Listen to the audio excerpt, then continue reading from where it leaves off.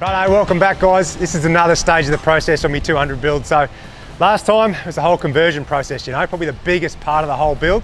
Now, on its way down from Townsville, it drops into Mackay to a place called DIESELPOWER Unlimited, gets a few performance treats, gets on the dyno, nice, safe, reliable tune, a few mods to keep it cleaner, the air, the fuel, that sort of thing. Anyway, come and see Cooky. He's going to run us through what they do in here to make this thing an ultimate touring beast, eh? Hey Cooky. Hey, I'm Brendan from DIESELPOWER, or Cooky as most know me. And tell us about it, man. What are the bits that you throw on when it comes to DIESELPOWER? The bits under the hood we've done so far are our own pre-filter kit. We use the 30 micron fuel manager pre-filter. We use Gates diesel fuel hose. We add a flame resistant wrap on there. The boys dual wall, heat shrink everything, just tidies it up, stops fraying. We've done an intercooler upgrade. So we use the factory tanks. We're using the PWR HD series core, and as you can see, the core tubes are quite a bit larger. These are rated at about 38 to 41% more efficient. They flow better, they definitely recover better with heat soak. They're not a big front mount. We're not trying to compete with a big front mount. We just want something that's direct bolt on, easy to use. Anyone can install them, we can post them out. They're a direct replacement. All the factory mounts, all the sensors, everything fits where it should. There's no modifications, that sort of stuff, so it literally takes about 10 to 15 minutes to swap one, and away you go. Catch can, man. Where's that catch can. So if you, I don't know if you can see through the front here, but you'll see the Mann and Hummel ProVent 200 can. It's actually Mark's full drive adapter kit.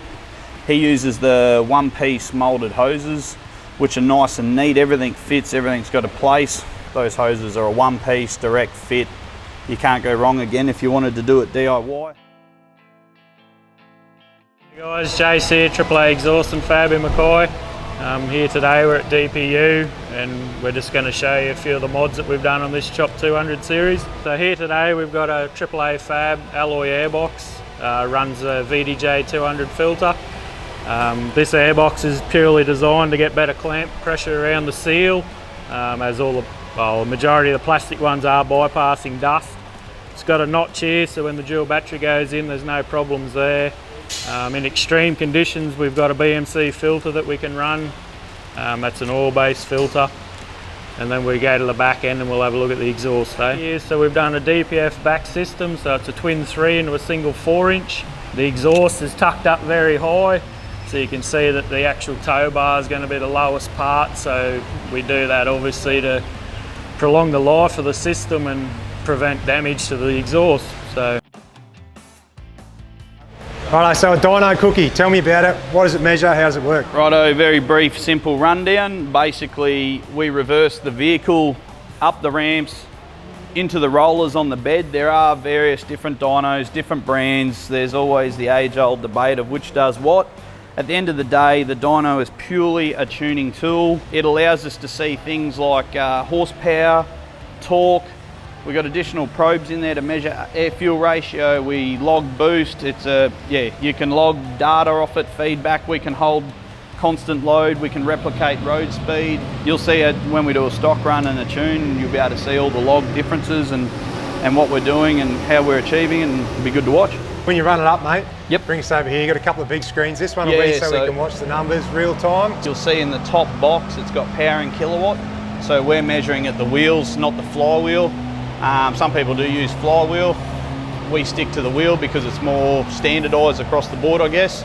We're also measuring torque at the wheels, manifold gauge pressure, which is the vehicle boost, and then we've got our high-speed air-fuel ratio, which is basically AFRs and the fuel coming out the back of the exhaust. Another good little addition which we put in all the Pro Touring builds is the STOCKWELL converter lockup kits. I'll just turn your ignition on here so you can see it. Basically, this will give us low speed and high speed lockup. Essentially, low speed is if you're in manual mode, you might be crawling up a big hill. This will lock in from 40 k's an hour, and you can hold your converter locked. If you're doing a big pull with the van on or something up the hill, it'll hold the converter locked. You'll get cooler trans temps. Definitely a bonus having that. If you don't want this on, you can just leave him off. Most people will just run in auto mode.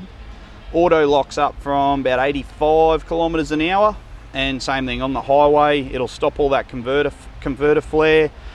It helps with the kick down. We quite often find you can hold cruise control a lot longer without the converter unlocking and locking.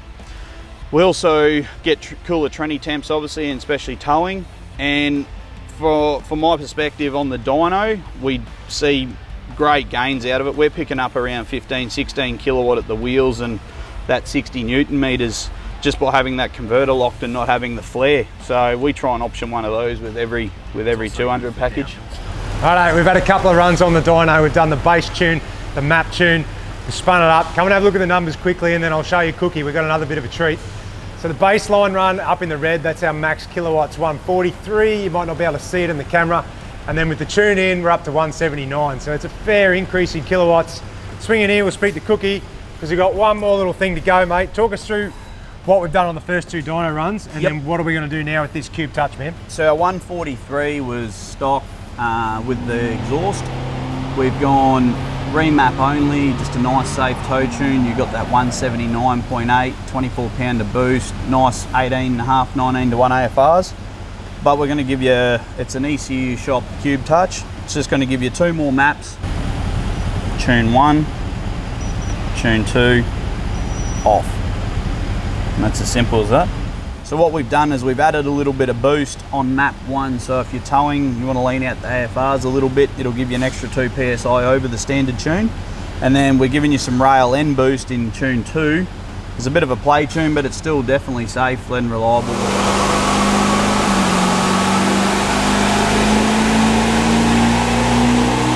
No, I'm happy. That's her. Sick. She's done. Righto, tune's done and I'm pumped with the numbers. They are killer, man. We're going to talk to Cookie, see what he's done. The whole objective of bringing it here is to just get some more power, more horsepower, useful horsepower that's going to be safe and reliable for touring. Yep. So talk us through the numbers, mate, because the stuff you've been telling me about how close to factory the graphs are and that really makes a lot of sense, eh? Yep. Your stock as it hit the rollers, 143.6 kilowatt at the wheels. That's straight out of the box from the factory. Straight out of the box. We've got, we did have cooler and whatnot on it, but essentially the tune was stock. Yep. We've got your remap, tune only at 176.8, and that was just a nice, safe tow tune. Put your band on, go anywhere all day long. And then I want to show people this one here, this stock lock, mate. Check out this graph here. So we've got the stock lock in here, and you can see by the kick where the converter is locking up. These I love. They add up to 16 kilowatt and 60 newtons, so they are a very good thing to have, not to mention the benefits on the road of it. So let's switch through, go to the air fuel ratios, because that's what makes it this is what makes safe, reliable tune, yeah. As you can see, AFRs, which is your air fuel ratio, we aren't delving rich. We're still above 18s everywhere, sort of 19s. We're even matching factory in the middle in your tow range here, so as far as safe and reliable, it's beautiful. So how do these refer to, say, engine temps, EGTs, that sort of thing? Look, if we were running these down quite rich and had smoke blowing out the back and all the rest of it, and you're towing and hit a big range and that sort of thing, your pyros will soar very quickly. Yep. Maintaining a good air fuel mixture, good boost and those sort of things, especially with the intercooler and everything else free flowing, you're going to see great temps on the highway. That's it. So that's, mate, he's done the job. That was the request. I want a safe, reliable tune, bit of fun as well. And the thing is, it's not just like, it's not a super build that has to get this tune. Any 200 series, mate, you can do that. That's achievable on any 200 series. Obviously you can go more, there's big turbos, oversized injectors, and it's endless, but that's a good, safe and usable power for us, you know. It's functional as a touring vehicle. Definitely. So, mate, cheering. Loved it. Enjoy. Great to meet him. Good lad. Guys. If you're ever up in Mackay, I'll drop the info in down here. Come and see him, because I'll be back, I reckon. Spot on. Hey? Thanks.